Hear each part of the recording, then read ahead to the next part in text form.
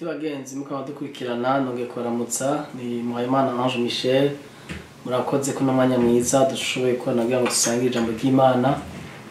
Nashaka tuganire ku ijambo mwanya mutonya ku ijambo rivuga byekiye guhinduka mu byiyumviro, le renouvellement de l'intelligence, the renewing of the mind mu Congereza. Kuko ikintu cyo guhinduka mu byiyumviro ni ikintu gikomeye cyane. Abantu benshi usanga turakijijwe musanga mbwa tufise ukuntu twiyumvira, dufise ukuntu tuvuga, dufise ukuntu tubayeho, kuko ico umuntu yumvira nico avuga ni kandi niko nabayeho. Hanyuma ugiye kuraba muri Bibiliya turasoma mu gice c'Abaroma 12 murongo wa 1 gushika murongo wa 3, turakoresha Bibiliya ikirundi kumbure niyo dufasha gusumba ko tuvuga mu kirimi cacu c'ikirundi kwa komanda dukurikirana. Eka dusome muri Romains chapitre 12 Abaroma 12 murongo wa 1 wa 2 wa 3 havuga ngo nuko bene data ndabinginga kubw'imbabazi z'Imana ngo mutange imibiri yanyu ibe ibitambo bizima canke bimaze bizima vyera bishimwa n'Imana, niko kwikorera kwanyu kogira ikimaze.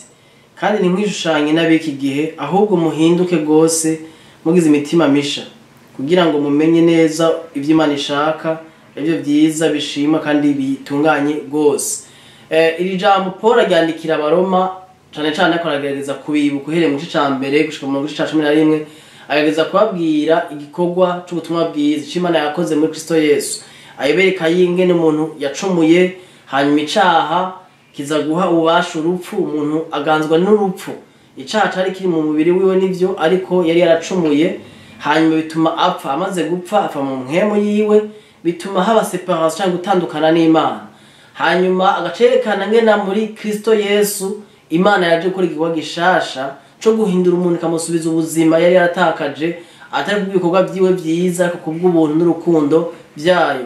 Uko mu Baroma 5:8 Paul avuga ngo Imana igaragaza urukundo rwayo rwinshi yadukunze ko duhaye Kristo ngo dupfire tukira abanyabyaha. Imana ntiyadukunze tumeze neza, yadukunze tumeze nabi. Nico tuma Yesu aje kudupfira tukira abanyabyaha, tutaranabaho mbere niho aje kudupfira. Hanyuma mu gice 6:7-8 acerekana igikorwa c'agakiza mu buzima bw'umuntu, ingene umuntu agendera mu gakiza, ingene nabibamo, ingene umuntu ari muri Kristo ashaka kunigana n'ibintu bimwe bimwe, ingeso mbi zimwe zimwe, ibyaha bimwe bimwe.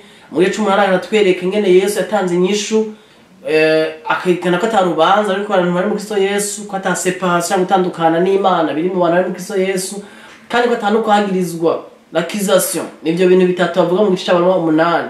Hanyuma igice 9:10-11 acerekana ngene abanyisirayeli bashatse kubaho ubuzima bwo kwirondera ubugorotsi bwabo, ubugorotsi buvuye ku bikorwa, ku migenzo, ku mategeko ya Moyize n'ibintu bitandukanye. Agacerekana n'ingene abakristo twashizwe muri Kristo mu ishengero, ntitwabaye abanyisirayeli ahubwo twahindutse ishengero, ishengero rimwe abanyamahanga arimo n'abanyisirayeli. Agacamo n'ivyerekeye agakiza ngana tuzokizwa, n'abantu abanyisirayeli bazokizwa mu minsi y'iherezo. Murongo wa 1 mu gice 12 hadoje gusoma Paul ariko arageza gusigura yerekana ibintu byabaye muri kahise, avuga ati kubera ivyo rero ko ivyo Imana yamaze gukora muri Kristo, yamaze kubagira neza, ikabagakiza ku buntu, ikabakora ku bubasha bw'amategeko, mukaba mwarapfuye ku byagezwe, mukamubeshwaho na mpemu yera mu mitima yanyu, murongorwa n'Imana, atarubanza rubariko, atakipability bariko, atakization bariko, atakintu na kimwe kikibagiriza. Kuko mu gice 8 agerageza kwerekana cyane kuvyerekeye ingene umuntu ari muri Kristo Yesu atarubanza rumuriko, akavuga ati mbega niki kizotandukanya n'urukundo rw'Imana ruri muri Kristo Yesu. Ico ni ikintu gikomeye cyane, ngo urukundo rw'Imana muri Kristo Yesu nta kintu na kimwe gishaka kuza gitandukanye nago. Cerekana ngene twagira ubuntu burengeye, gutahuza ubwenge bw'umwana w'umuntu kugira ngo umuntu yitwe umwana w'Imana bitavuye ku bikorwa byiza yaba yarakoze cyangwa ikindi kintu, atako ari mu idini kanaka cyangwa ikindi gikorwa kanaka, ariko kubera ubuntu yagiriwe, kubera urukundo rw'Imana. Rero acabereka ati rero ko bimeze uko rero ko mwakijijwe, nje tubone ko ndagerageza kuvuga cyane kuvyerekeye ivyo yari yavuze imbere kuko dutahura kino gice, kuko umurongo wa 1 tukunda kuwutahura kuko umengo ni ikintu cavuze uko nyene, ariko Paul ariko abivuga usomye mu zindi ndimi akoresha amajambo yerekana yuko ni nka suite logique y'ibintu yavuze, n'ibintu by'urukurikirane yako aravuga. Kuko ko habaye ibi namwe ni mubeho gucyahanje. Nje tubavuga ati umurongo wa 1 nuko bene data ndabinginga, akantu ndabinginga ni nk'akantu nko gukangurira umuntu ushaka kumukebura, kumubwira ati ko bimeze uko ndakwinginze nawe nugira ibihinye. Yacavuga ati ndakwinginze kubw'imbabazi z'Imana mutange imibiri yanyu nk'ibimazi bizima. Ikintu cya mbere ababwira yifatikije canke yishimikije imbabazi z'Imana. Ati kubw'imbabazi z'Imana, no pardon canke la bonté de Dieu, kuvyerekeye urukundo Imana ikunda. Imbabazi z'Imana ziduha ikintu tutari dukwiriye guhabwa. Ni nk'uko umuntu yakoze amakosa aho kumuhana ugaca umugirira ikigongwe. Yari akwiye igihano kandi nawe ababizi ko akwiye igihano, mugaca uvuga ati no ndakweje ndakwambika izina wegeye. Ko Imana amaze kutwambika izina muri Kristo Yesu, tukatugira imbabazi zayo nyinshi zirengeye ubwenge bw'umuntu. Aje gutuma avuga ngo ndabinginze mutange imibiri yanyu nk'ibimazi bizima. Kubera ko ababwira ngo batange imibiri yabo nk'ibimazi bizima, ni ukora muri cya 6 umurongo wa 11 kubandanya, aba yababwiye ngo considérez-vous comme étant mort au péché, ngo muyumvire nk'abapfuye ku cyaha, mbwa kubera muri Kristo Yesu. Vous êtes vivants en Christ, mwaramaze kuba bazima muri Kristo. Imana yavugize umuntu muzima ko muri Kristo Yesu. Rero ko amaze kuba muzima uri vivifié en Christ, ni wiyumvire ko wapfuye ku cyaha. Kandi nivyo ko bitubwiye ngo twarapfanye na Kristo ku musaraba. Nimba twarapfanye nawe tukazukana nawe, dushima imitima kubiri mu ijuru. Rero impemu zacu Imana yaramaze kuzigira ikintu kimwe nayo muri Kristo Yesu. Bitubwiye ngo nuko rero mwatangira umwami wacu Yesu Kristo ahinduka impemu imwe nawe. Wowe waramaze guhinduka impemu imwe na Kristo, kandi ubuzima bwawe bunyegejwe muri Kristo Yesu mu Mana ahantu ho mu ijuru. Rero ivyo byamaze gukoreka ni Imana yari ikoze mu buryo bwo mu mpemu. Ariko acha kubwira ngo tanga umubiri wawe. Rero abantu benshi bavuga ngo nta responsabilité mfise mu gakiza, ngo ubuntu bw'Imana bwaramaze kuza ngo nta responsabilité mfise no ukora. Nacu ukora mu nguvu ziwawe, ko ivyo ukora byose n'Imana ibigushoboza. Nivyo mugabo ntucubaho ko nyene ngo Imana nizoshoboza byose nicaye. Ahubwo Imana yaguhamagarira kumenya ivyo Imana yakoze muri Kristo, kumenya identité yawe, ico uri muri Kristo, ivuga c'Imana muri Kristo Yesu mu mpemu yawe. Hanyuma bihagaze canke ya partie y'icuri ndani mu mutima ukarongorwa na mpemu. Mpemu ntazigera kurongora na rimwe kuba mu buzima bwari bwo bwose, aguhamagara kuba mu buzima bwiwe.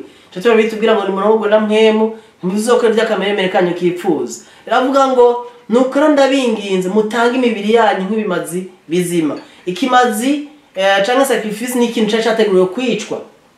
Twazi imisano ya kera bagira batanga ibimazi by'ibikoko, nuko barabifata bakabyica.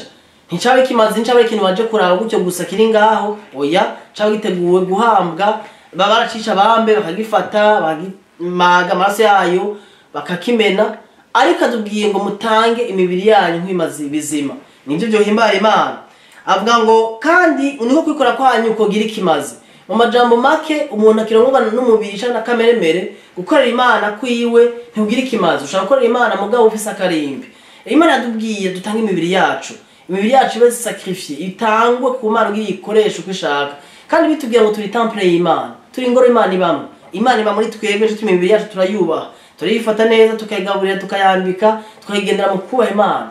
Atubwiye ngo rero ngo tange imibiri yacu nk'imazi bizima. Ngo kabiri ukandi nimwishushanye n'abiki gihe, ahubwo muhinduke gose mu mitima yanyu, kugira ngo mumenye neza ivyo Imana ishaka nivyo byiza bishima kandi bitunganye gose. Ce qui est bon, agréable et parfait. Umva umuntu ashobora kuba mu bintu biri bon, biri agréable, mugabo bitari parfait. Mugabo bimaze gutanga umubiri wawe bituma uhinduka mu byumviro.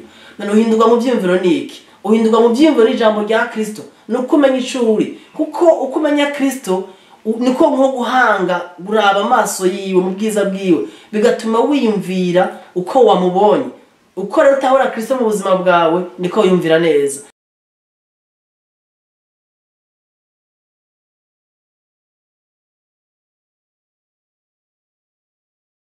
Mazi bizima tumenye c'Imana ishaka, twiyumvire neza, hanyuma tugasatiwe par sa parole, twiyumviye tuvuga ijambo.